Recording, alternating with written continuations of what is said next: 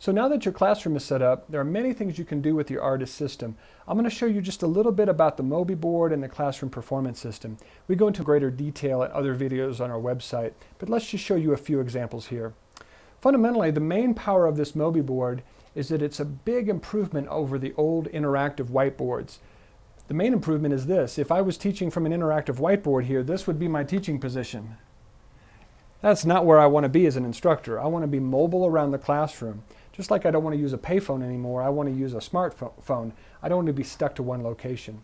So Mobi allows me to annotate on the screen, opening and closing programs from anywhere around the room. There's four main things that I wanted to show you that Mobi can do. For example, you can see on my screen here, I'm going to open up a program. I can move that program around simply by grabbing it with my pen. I can minimize that to the bottom of the screen. Secondly, and I could do that with any program. Secondly, I can annotate inside of PowerPoint.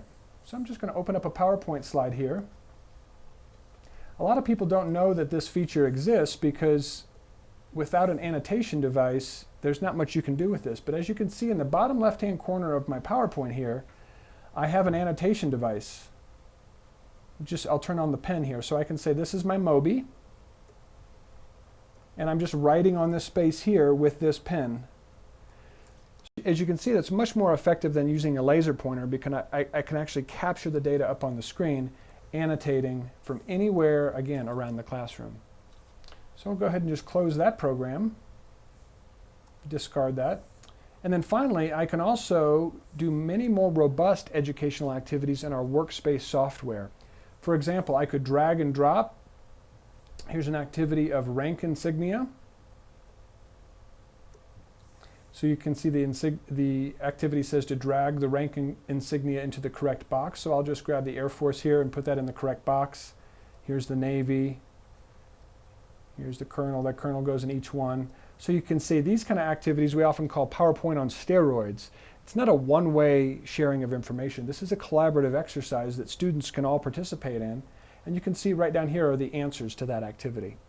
We could also get even more sophisticated, for example, here in a 3D map, and we could paint up a battlefield. So here's our hostile, and here's our friendlies locations. So we could talk about, given this scenario, what would you do? We could zoom in, for example, and move around the map. We could annotate up on the screen. Ooh, I have the large pen on there. Could go ahead and erase that. Could annotate up on the screen, for example. So a very powerful way to get the students' attention, get them collaborating and getting insight for an op order or for an after-action review. Much more powerful than PowerPoint, for example. Now, if you're primarily doing briefings and you're not using the classroom performance system, you can also have two Mobi boards. Let me show you this. Into the RDIS system that would travel with the RDIS system.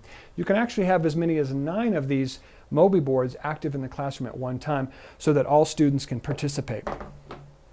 All right, now I want to tell you a little bit about the classroom performance system. As I mentioned, I go into a lot greater detail in other videos as well as on the einstruction.com website on the classroom performance system. But let me show you just a few of the features that CPS can do for you. So with CPS, I basically hand out one of these student response systems to all of my students. Then I embed multiple choice questions throughout my training or my briefing or after action review, about every 7, 12, maybe 15 minutes to see if they really understood the main learning material, and I could track their performance over time. So for example, here's a question that we use with a suicide prevention program. If a member of your unit displayed warning signs of suicide, how prepared would you be to properly intervene?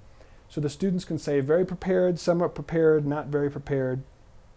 As you can see, they're clicking in on with their clicker. It's collecting that data down at the bottom. Then as soon as I hit end, I get a real-time frequency distribution of my responses. So this is a very effective way to gauge the insight of my students right up front. It's one of the primary principles of adult learning, which is start with finding out what your students already know. So this is one example. Here's another example of a question. So you can have a technical question up here. CPS can also do all your own testing. At eInstruction, we really understand that the power of student response systems and digital chalkboards are not just in the hardware and software, but they're also in the instructional design.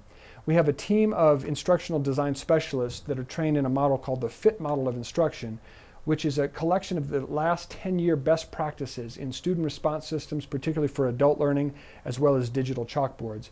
Many of our customers, we work with their subject matter experts, so we can show you where to put the right questions, how to display the data, and what to do with the outcomes that you get.